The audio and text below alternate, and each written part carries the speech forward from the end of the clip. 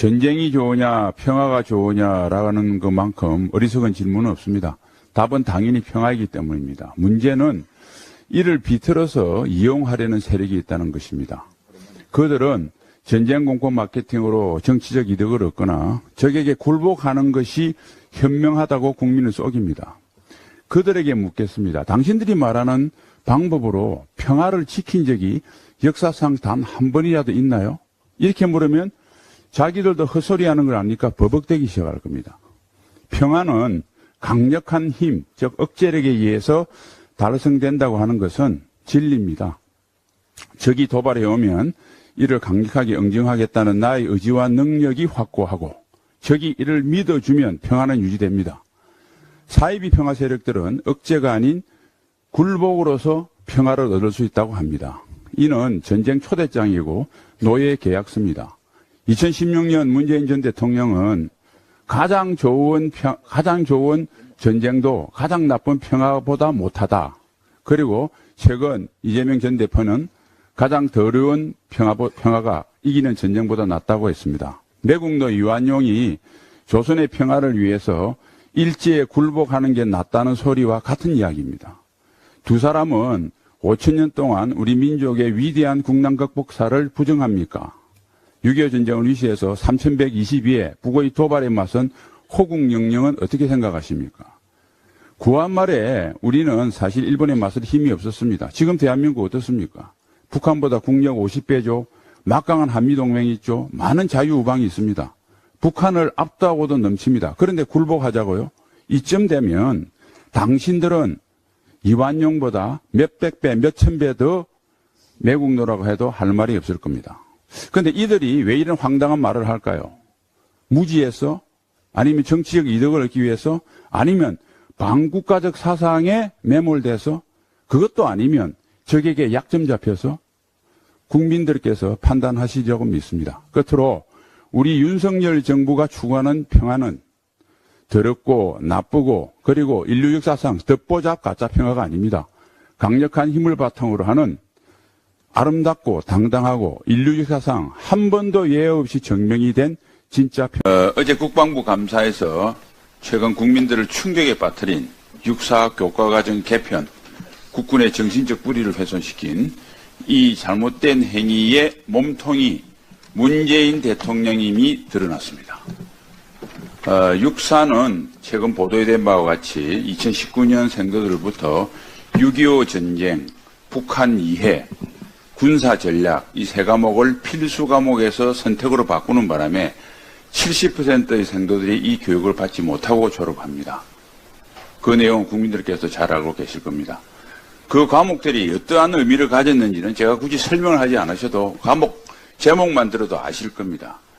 특히 6.25 전쟁을 중고등학교에 이어서 호국 간성의 요람 육사에서도 삭제하려고 했다. 정말 상상이 되지 않습니다. 예컨대 미국에서 북군이 이겨서 기분 나쁘다고 남부 출신 대통령이나 국방부 수뇌부가 웨스트 포인트에 남북 전쟁 가르치지 말라라는 것과 다를 바가 뭐가 있겠습니까? 사건의 진상은 이렇습니다.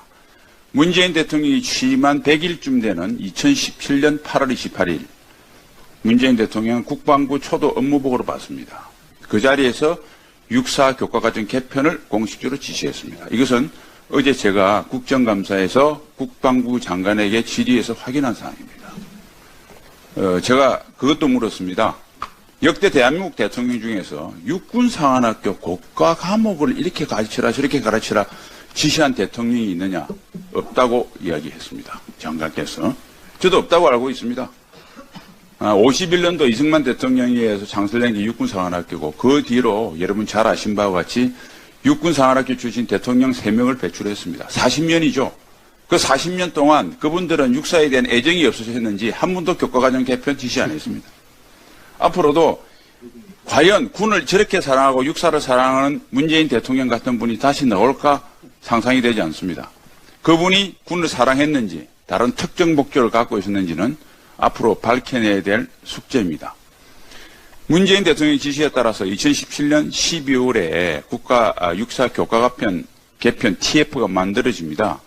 그리고 1년 만에 2018년 12월에 개편안이 완료돼서 육군 총장과 장관에게 보고를 합니다. 그 1년 동안 육군 총장, 육사교장, 육사교수부장, 그 밑에 교수들이 문재인 대통령에게 충성을 하기 위해서 마구잡이로 개편에 정말 칼을 휘두릅니다. 그리고 2018년 12월에 장관 보고가 끝나고 난 뒤 상식적으로 보면 문재인 대통령 지시기 때문에 문재인 대통령에게 복명을 했을 것 같은데 그거는 제가 물어보니까 아직 장관이 확인을 못했다고 합니다. 저한테 자료를 제출하라고 했습니다. 그리고 2019년부터 시행된 겁니다. 저는 왜 문재인 대통령이 몸통이냐면 이런 엄청난 사건을 할 수 있는 몸통은 두 가지 조건을 겸비해야 됩니다. 그것을 할 수 있는 힘이 있어야 됩니다. 즉, 그 세 과목을 배우고 육군사관학과를 졸업을 했고 성공적인 군생활로 육군 참모총장까지 된 사람이 그런 황당한 짓을 따르게 할 수 있는 힘을 가진 사람은 대한민국의 대통령밖에 없습니다. 그 다음에 동기를 가져야 됩니다. 잘 아시다시피 공산주의자 간첩 신영복을 존경하고 6.25 남침의 주역인 김원봉을 국군의 뿌리라고 그러고 공산주의자로서 물론 독립운동을 했지만 자유시 참변 및 레닌으로부터 소련 군복과 권총을 부여받은 홍범도 흉상을 육군사관학교에 그려라 그러고 소련 군복과 권총을 그대로 찬 흉상입니다. 주적을 없애고 제가 이야기를 들지 않더라도 공개적으로 노출된 문재인 대통령이 국군을 어떻게 만들고자 한 것들은 다 드러났습니다. 확실한 동기를 가졌죠. 힘과 동기를 가진 문재인 전 대통령이 바로 몸통이다. 저는 이렇게 이야기를 하고요. 이 문제를 다시 한번 제기하는 이유는 다시는 이런 국군 통수권자가 이 땅에 나와서는 안 된다.